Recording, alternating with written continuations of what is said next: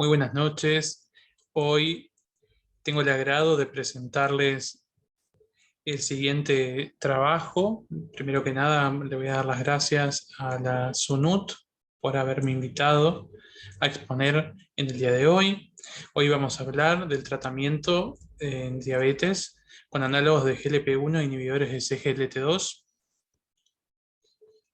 Por lo tanto, vamos a iniciar la presentación diciendo que, como ustedes bien saben, el tratamiento de la diabetes mellitus tipo 2 incluyó durante varios años, aproximadamente 60 años, estuvo dado por insulina, básicamente, y algunos medicamentos por vía oral como metformina y sulfonilureas.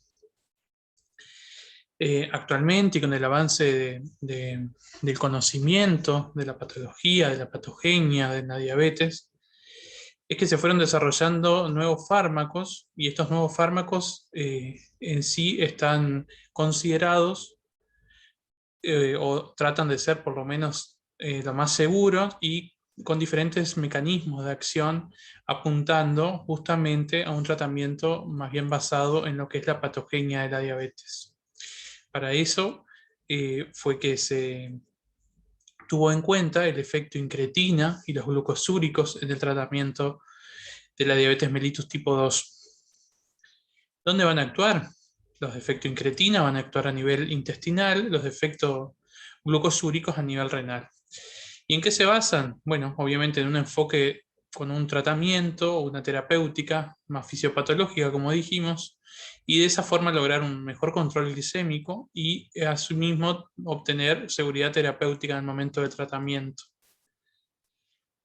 De esta forma se amplió el espectro de conocimiento. Aquí en esta presentación vemos lo que se nombraba como el octeto ominoso. Actualmente sabemos que son incluso muchos más que estos los que van a estar incluidos dentro de lo que es la patogenia de la diabetes tipo 2, pero vamos a mostrar, por ejemplo, que en el tercero de ellos, donde dice aumento de reabsorción de glucosa, es donde vemos que actúan estos medicamentos que hoy tenemos el agrado de presentar, y los efectos disminuidos de las incretinas, justamente también es otro lugar donde van a actuar estos medicamentos.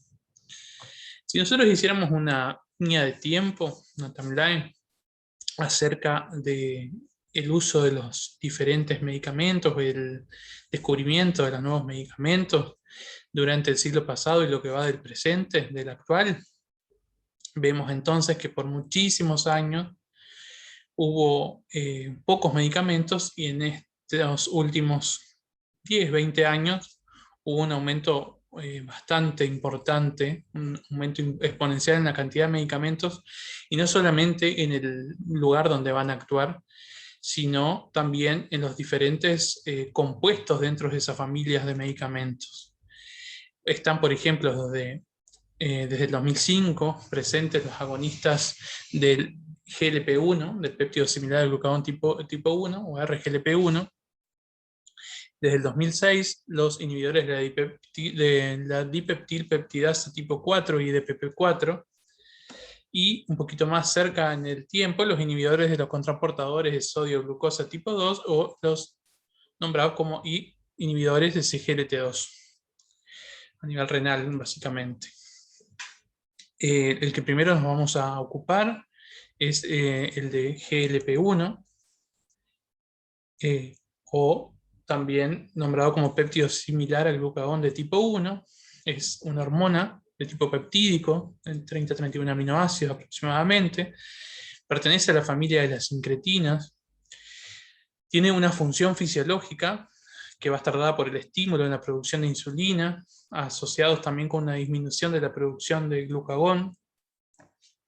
Y la principal fuente de esta GLP-1 en el ser humano van a ser las células a nivel del intestino, y también, a su vez, por las células alfa pancreáticas y el sistema nervioso central. ¿Qué es el GLP-1? Bueno, es básicamente también es un derivado del proglucagón. Como ustedes podrán ver, de ese proglucagón está formado por varios sectores, digamos, dentro de ellos, y uno de ellos es el GLP-1. Ese gran proglucagón es el que va a partir justamente el GLP-1, GLP-2, y también, por ejemplo, el glucagón posteriormente. Ese GLP-1 va a tener diferentes funciones. Dentro de las funciones va a ser aumentar la secreción de insulina de manera dependiente de la glucosa. Cuando aumenta la glucosa, va a asimismo a acarrear una disminución o un efecto menor en la secreción de glucagón por parte del páncreas. Va a incrementar a su vez también la masa de las células beta a nivel pancreático y la expresión del gen de la insulina. Va a tener relación también con una disminución en el vaciado gástrico. Va a tener como consecuencia también una disminución o una menor ingesta de alimentos, lo que se va a lograr por una saciedad más temprana.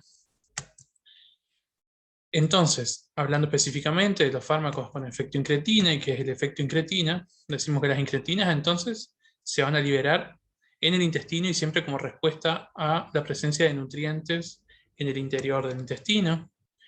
Tiene que ver, se relaciona directamente con el eje interinsular de la homeostasis de la glucosa.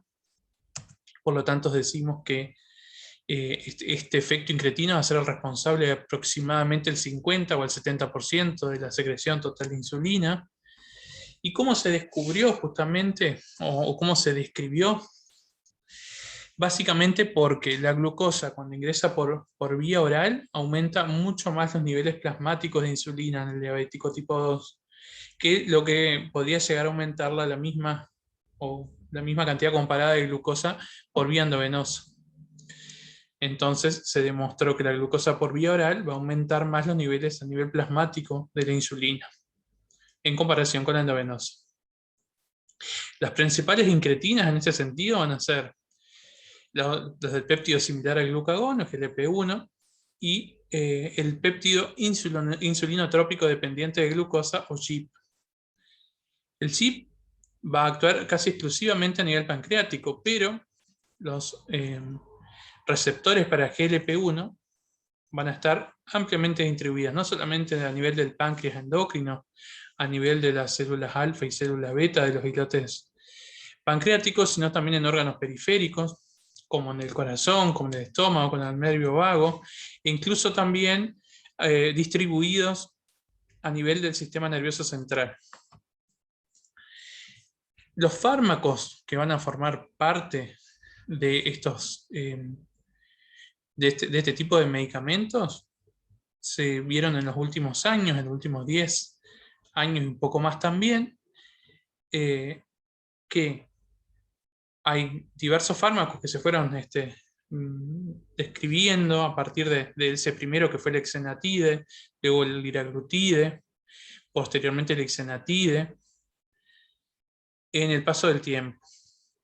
Estos agonistas entonces, como función, van a mimetizar, van a imitar la acción de GLP-1 endógena. ¿Cómo? ¿Y cuál es la función que van a cumplir de esa forma? Van a reducir entonces la hemoglobina glicosilada y por la misma forma en la que van a actuar, va a actuar sin riesgo de hipoglucemia y van a aumentar la secreción de insulina en una forma dependiente de glucosa, disminuyendo la secreción de glucagón de esa forma. Y por lo tanto van a producir una reducción del peso al retardar, por un lado, el vaciado gástrico y aumentar la saciedad. Obviamente no todos estos agonistas al receptor de GLP-1 van a ser exactamente iguales en esa reducción. Por ejemplo, a nivel del control glicémico, todos en su conjunto van a tener una reducción de la hemoglobina glicosilada de aproximadamente 1%, pero dependiendo de cuál estamos hablando, ese rango puede actuar desde una disminución del 0.6 o hasta incluso el 1.9%. También la efectividad va a ser diferente a nivel de ellos, como dijimos, la liraglutide comparado con el velglutide o el biglutide van a ser diferentes la efectividad a nivel del control glucémico, y también va a ser diferente el efecto que van a tener sobre la glucemia en ayunas y sobre la glucemia postprandial de los diferentes tipos de medicamentos dentro de estos agonistas de GLP-1. Algunos de acción corta, como el exenatide y el exglutide, tienen ventajas en la reducción de esta glucemia postprandial, y otros van a tener sobre la glucemia en ayuno. A su vez, a nivel de lo que es reducción del peso, la magnitud en promedio, si hiciéramos un promedio entre los diferentes medicamentos de esta familia, van a disminuir aproximadamente un 2,9 kilos en promedio, que van desde una reducción desde 1 kilo hasta 4 kilos aproximadamente respecto al peso inicial. Obviamente esta variación es interindividual a través de las diferentes personas en tratamiento con esto. Incluso se han visto valores mucho mayores que esto en la práctica. Todos van a producir baja de peso, es la mayor reportada sobre otros antidiabéticos en comparación. Como recién dijimos sobre el control glicémico, también va a haber una diferencia entre ellos a nivel de control del peso. Se han observado algunas mayores bajadas de peso a su vez con liraglutide y exenatide. Y asimismo hay algunos estudios que confrontan estos diferentes fármacos, y algunos producen una mayor pérdida que otros. Pero bueno, lo más importante de esto es que todos van a reducir el peso, sobre el peso inicial. Sobre la duración de acción, dijimos que son diferentes según los diferentes fármacos de esta familia. Algunas son de duración de acción corta, otras intermedia. Las de duración de acción corta van a actuar sobre todo o predominantemente, el efecto glicémico va a ser a nivel prandial o postprandial, y los de acción intermedia, incluso prolongada, tienen un efecto glicémico predominante que se ve sobre todo a nivel de la GA o la glucemia en ayunas. Esto es algunos de los medicamentos que están justamente aprobados y algunos en trámite. A su vez, las características farmacológicas van a ser diferentes. Por ahí no entrando mucho en detalle en cada uno de ellos, pero por ejemplo, nosotros acá podemos llegar a ver que los primeros tienen una dosis de 5 microgramos 2 veces al día a nivel inicial, y tenemos algunos que, como el exenatide, que tenemos acá abajo, tenemos que 2 miligramos a nivel semanal, y la forma de administrar, por lo tanto, va a cambiar en estos de más larga duración a una vez por semana, en comparado con algunos que tienen que ser 2 veces al día, una vez al día, una vez por semana, como lo vemos en la última tabla. A su vez, si tuviéramos que hacer una comparación entre los de acción corta y los de acción prolongada, como están ahí, la vida media va a ser diferente, y va a ser diferente a su vez la diferencia en glucemia en ayunas y la glucemia postprandial, la glucemia, el control glicémico, quiero decir, a través de la medición de la hemoglobina glicosilada. La reducción de la presión arterial también va a ser diferente. Todos son, como dijimos, reductores posteriores de peso. En la frecuencia cardíaca puede o no aumentar. Las de acción prolongada tienen un moderado aumento. Sobre el vaciamiento gástrico también van a influir, sobre todo los de acción corta. Como efectos adversos también se pueden producir náuseas en algunos de ellos. Y respecto a lo que es la técnica de inyección de cada uno de estos, también va a ser diferente. Generalmente los de acción prolongada requieren una destreza un poco mayor. Algunas, como las de acción prolongada, a su vez tienen reacciones en el sitio de inyección, y en las dos se ha visto formación de anticuerpos. A su vez, entonces, y hablando sobre la seguridad y la tolerabilidad de estos medicamentos, vemos que pueden llegar a ocasionar náuseas, vómitos, diarrea. Por lo tanto, una de las estrategias que se tienen en cuenta en el momento del tratamiento, o en el momento de iniciar el tratamiento para que sea más tolerable, es aumentar escalonadamente las dosis. Estos efectos se han visto, sobre todo los de intolerancia gastrointestinal, a su vez con los de acción corta, que está dado básicamente por el mayor efecto enlentecedor sobre lo que es el vaciamiento gástrico. Existen, como dijimos, reacciones a nivel del sitio de inyección, como nódulos, en aproximadamente un 10%, prurito e incluso edemas. El riesgo de hipoglucemia es muy bajo. y se dan un porcentaje realmente muy bajo, y a su vez cuando existen son leves y generalmente están asociadas al uso concomitante con otros medicamentos como las sulfonilureas. Hay que tener en cuenta también ciertos efectos a nivel del tratamiento cuando hay insuficiencia renal, no usar si hay una insuficiencia renal severa, con precaución, con filtrados glomerulares entre 30 y 50 mililitros por minuto, y obviamente hay que tener en cuenta que estos efectos adversos gastrointestinales pueden eh, aumentar o pueden agravar la insuficiencia renal previa. Entonces, si nosotros tenemos efectos adversos gastrointestinales en el uso de estos medicamentos, también hay que tenerlos en cuenta que pueden agravarlo. A su vez, hay que tener en cuenta que hay estudios que están marcando eh, que la liraglutide, por ejemplo, aumenta el riesgo de cáncer medular de tiroides. Hay algunos estudios que estarían demostrando eso. Por lo tanto, hay que tener en cuenta en pacientes que tienen afecciones o antecedentes familiares o personales de este tipo de afecciones. A nivel de la inmunogenicidad, nosotros vemos estudios que marcan que prácticamente todos ellos han denotado un aumento o una producción de anticuerpos, un desarrollo de anticuerpos, que varían, depende de cuál de estos medicamentos estamos hablando. En algunos, como el lixilatide, es de hasta un 70%, y hay algunos estudios que marcan que es menor en algunos otros, pero no se ha encontrado un impacto ni en la eficacia ni en la seguridad de estos fármacos, consecuencia del aumento de esos anticuerpos. O sea que si nosotros, si bien vemos que hay un desarrollo de anticuerpos ante esto, vemos que no necesariamente los fármacos que producen más anticuerpos o las personas que tienen anticuerpos más elevados ante esto, tenemos una disminución en la seguridad en el uso de estos fármacos. Asimismo, se ha tenido en cuenta y se han hecho varios estudios acerca del riesgo de pancreatitis en los pacientes que están consumiendo esto o que podrían llegar a consumirlo o aplicárselo, mejor dicho. Y en una publicación en el 2014, lo que indicaba básicamente que con los datos actuales, y eso se mantiene, son inconsistentes en afirmar que hay una relación causal, digamos, entre lo que es la pancreatitis o el cáncer de páncreas y el uso de estos fármacos. De todas formas, es algo a tener en cuenta siempre. Se ha visto asimismo que tenemos un efecto beneficioso que va a estar demostrado a nivel cardiovascular o del riesgo cardiovascular, porque, como dijimos, pueden disminuir la presión arterial, hay una mejoría generalmente en los lípidos, hay un descenso de peso.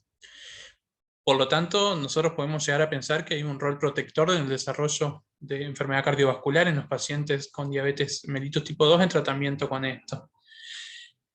Esa seguridad cardiovascular está dada porque, si bien no aumenta el uso de estos fármacos, no aumenta ese riesgo cardiovascular, tampoco se ha visto, según algunos estudios, como el estudio del ICSA, de que esa seguridad cardiovascular no es superior en la reducción de eventos cardiovasculares. ¿Qué quiere decir esto? Que el uso de estos fármacos tampoco ha demostrado un efecto menor ni en la hospitalización por insuficiencia cardíaca, por ejemplo, ni que reduzcan el riesgo cardiovascular para el desarrollo de esto. Sí que el fármaco por sí no ha aumentado el riesgo cardiovascular, pero han sido bastante neutros en el sentido de que se pueda ver que realmente reducen ostensiblemente esa posibilidad de eventos cardiovasculares. Esto es con alguno de ellos, tampoco, bueno, como dice, tampoco se puede llegar a extrapolar que para los otros va a ser exactamente igual. Obviamente siempre hay estudios acerca de este tema. Y no queremos dejar pasar también que hay ciertos efectos a nivel del sistema nervioso central que se ha visto últimamente, y probablemente estos fármacos están relacionados también con una disminución en la posibilidad de desarrollo de Alzheimer y de Parkinson. Son estudios que realmente se están haciendo y son bastante esperanzadores en ese sentido. Pasando ahora a otro tipo de tema y hablando de los inhibidores de CGLT2, que era el segundo grupo de fármacos que estábamos hablando. Para eso tenemos que hablar del rol que va a tener el riñón en la homeostasis de la glucosa y asimismo en la hiperglicemia, en la diabetes tipo 2. Solo sabemos que el riñón va a estar relacionado con la gluconeogénesis, va a estar relacionado también con que filtra diariamente aproximadamente 180 gramos de glucosa al día. Y normalmente esos gramos de glucosa que se van a filtrar se van a reabsorber prácticamente en su totalidad, normalmente, digamos, en condiciones fisiológicas. Se elimina aproximadamente solamente un 1% de la glucosa que va a estar filtrada en personas con glucemia normal, digamos. Esto de reabsorción de la glucosa va a estar dada básicamente por los transportadores de glucosa o CGLT, sodio glucosa, y ahí es donde nos importa entonces los inhibidores de CGLT, particularmente el tipo 2. ¿Por qué? Porque el CGLT1 tiene una baja capacidad, una alta afinidad por la glucosa, pero con muy baja capacidad. Por lo tanto, va a reabsorber aproximadamente un 10% nada más de la glucosa. Sin embargo, el CGLT2 va a tener una alta capacidad en la reabsorción de la glucosa, una baja afinidad por ella, y va a reabsorber aproximadamente el 90%, y por eso es que nos interesa tanto, reabsorber el 90% de la glucosa filtrada por el riñón. Si nosotros vemos que va a aumentar la glucemia, o sea, si aumenta la glucemia, si aumenta la glucosa en la sangre, va a aumentar linealmente, a su vez también la reabsorción. Pero va a llegar un momento que la capacidad de esa reabsorción del sistema renal va a estar limitada. Tiene un umbral que es cuando la glucemia eh, llega a valores de aproximadamente entre 180 a 200 miligramos por decilitro. Ese va a ser el nivel umbral de saturación a nivel del riñón. Por encima de ese umbral, tenemos que va a superar la velocidad de transporte máximo y de todas formas va a pasar a la orina. Nosotros tenemos y conocemos también a nivel de la fisiología que el riñón diariamente va a reabsorber 180 gramos de glucosa, va a producir 15 a 55 gramos de ella y va a metabolizar aproximadamente entre 25 y 35 gramos. Por lo tanto, lo que más nos va a importar a nivel del riñón es la reabsorción, la capacidad de reabsorción que tiene de 180 gramos por glucosa, y ahí es donde van a trabajar estos fármacos. Nosotros hablamos entonces de los SGLT2, y para eso tenemos que saber que en la diabetes tipo 2 van a haber alteraciones a nivel del riñón, en el manejo sobre todo renal de la glucosa, que van a estar contribuyendo a ese aumento de glucemia en sangre. Va a haber defectos en la gluconeogénesis, obviamente, y va a haber mayor producción de glucosa y aumento en la expresión de los receptores y la capacidad de absorción que van a tener estos CGLT2. ¿Cómo se llegó a conocer eso? Nosotros podemos llegar a extrapolar que si nosotros inhibimos esos GLT2, de cierta forma lo que vamos a hacer es que la glucosa no se vuelva a reabsorber, por lo menos no toda en su totalidad, por lo tanto va a tender a disminuir la glucosa porque va a pasar más o va a filtrarse y no va a reabsorberse más glucosa. Entonces, a nivel, digamos, natural, se vio que había un compuesto, que es la floricina, compuesto que está en lo que es la corteza del manzano, que se vio que justamente podía llegar a producir una inhibición a nivel de estos receptores. ¿Cómo van a funcionar? Entonces van a inhibir competitivamente, reversiblemente y selectivamente a los SGLT2 que van a estar ubicados en el túbulo contorneado proximal a nivel del riñón. Esto va a ser independiente de la secreción de la insulina o de la acción de la insulina o de la etapa en la evolución de la diabetes tipo 2 que tenga. La inhibición de esto lo que va a hacer es reducir ese umbral de saturación de la glucosa en aproximadamente 100 miligramos por decilitro, por lo que nosotros decíamos que era 180 miligramos. Si lo bajamos 100, va a aumentar la excreción urinaria de glucosa en 60 o 80 gramos por día. Por lo tanto, se va a perder más glucosa en la orina. Como resultado, por lo tanto, va a reducir la hiperglicemia, aumentar la glucosuria, y se va a producir una bajada de peso debido a la pérdida de glucosa excretada, y esto va a estar asociado entonces a una mayor cantidad de glucosa eliminada por orina, pudiendo llegar a perderse incluso entre 240 a 320 calorías por día, todo a través de estos medicamentos a nivel del riñón. Asimismo, se ha visto que se puede llegar a cierta protección renal y cardíaca a través de estos medicamentos. ¿Por qué? Porque van a actuar a nivel de la glucosuria y de la natriuresis. Va a haber, por lo tanto, un balance calórico negativo que va a ser resultante en una disminución en la masa de grasa corporal. Va a haber una disminución, por lo tanto, a través de esa disminución de la glucosa en sangre, va a haber una disminución de la hemoglobina glicosilada, con una disminución a su vez de la glucotoxicidad y de la inflamación, que ustedes saben forman parte de la diabetes. Va a haber una mayor uricosuria, por lo tanto va a disminuir la uricemia a nivel de la sangre, obviamente.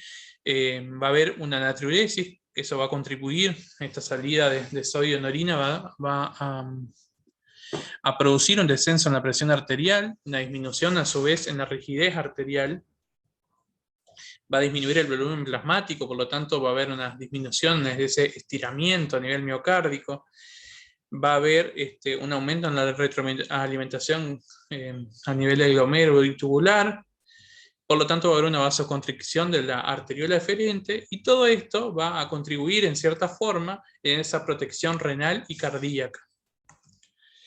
A su vez, hay diferentes estudios que marcan que dependiente de cuál sea ese medicamento dentro de esta familia, ya sea empaglifosina, canaglifosina, dapaglifosina, en diferentes estudios que, como ustedes verán, vienen desde 2015, 2017, 2019, 2020 incluso, algunos con una cantidad de participantes muy importante, como por ejemplo el Canvas en canaglifosina, logró ver que en 10.000 pacientes se dio aproximadamente 5.795 pacientes con CGLT1, inhibidores de CGLT2, y algunos con placebo.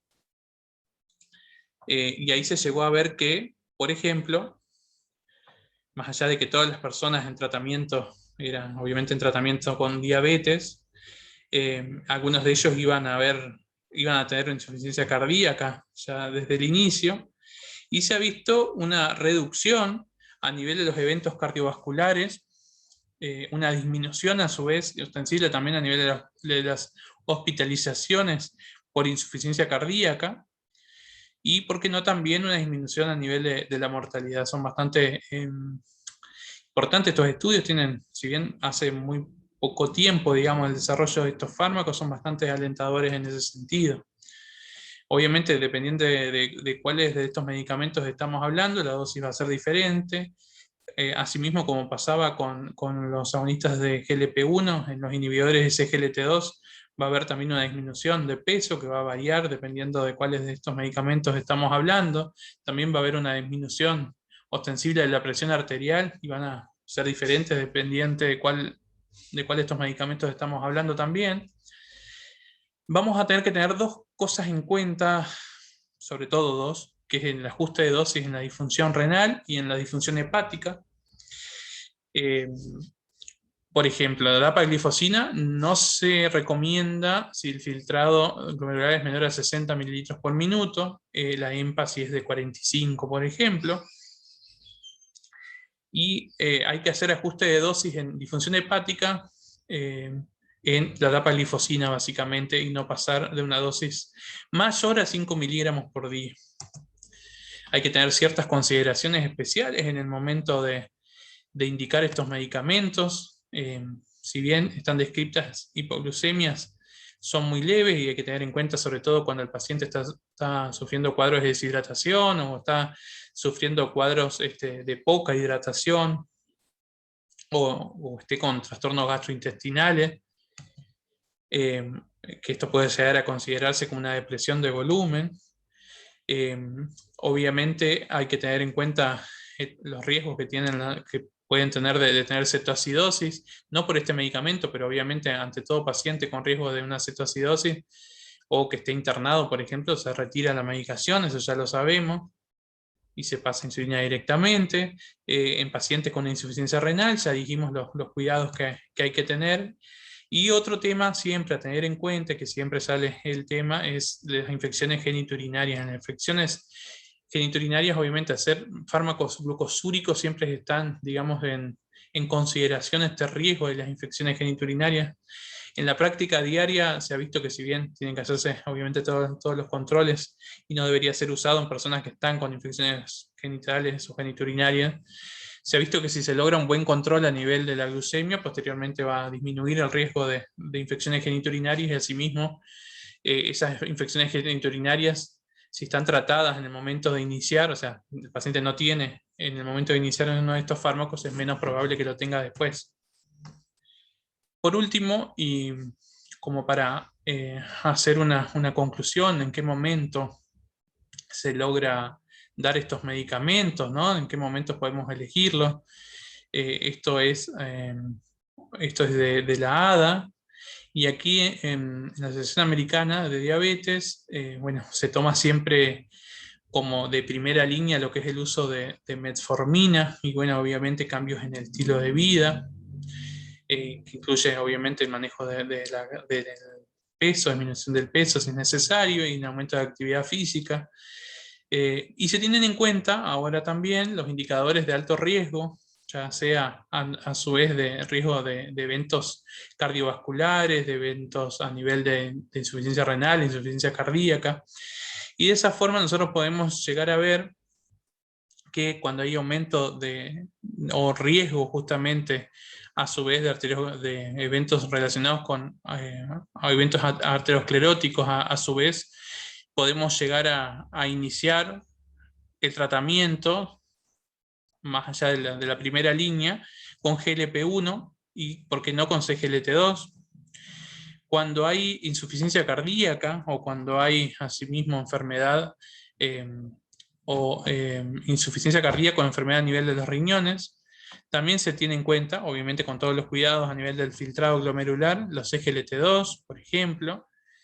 Cuando nosotros necesitamos, asimismo, no solamente si la glucemia, controlar la glucemia, sino también necesitamos minimizar los riesgos de hipoglucemia, usamos fármacos que tengan menor riesgo, obviamente, de hipoglucemia. Por lo tanto, más allá de los inhibidores de PP4, tenemos que los de GLP-1 y los inhibidores de SGLT2 están comprendidos dentro de lo que es este menor riesgo de hipoglucemia. Asimismo, si necesitamos que el paciente tenga una pérdida mayor de peso, también se lo puede llegar a tener en cuenta SGLT2 y GLP-1, y no tanto así cuando hablamos de costos, ¿no? Porque estamos hablando de medicamentos que realmente tienen un costo establecido alto, y bueno, obviamente son medicamentos que son relativamente nuevos, por ahí recién se están conociendo en algunos lugares, pero bueno, esto ya está establecido y son fármacos que, si bien hay varios estudios, sobre todo porque tienen que pasar varios años más para llegar a ver ciertos beneficios y, por qué no, riesgos del uso de ellos. Obviamente son fármacos que ya están autorizados en la mayoría de los países y se los tiene en cuenta en el momento del tratamiento individualizado del paciente con diabetes. Bueno, no quiero dejar de agradecer a la sociedad que me invitó para esta conferencia. Espero que les haya gustado, que sea de su interés, y estoy a su disposición por cualquier pregunta. Muchas gracias.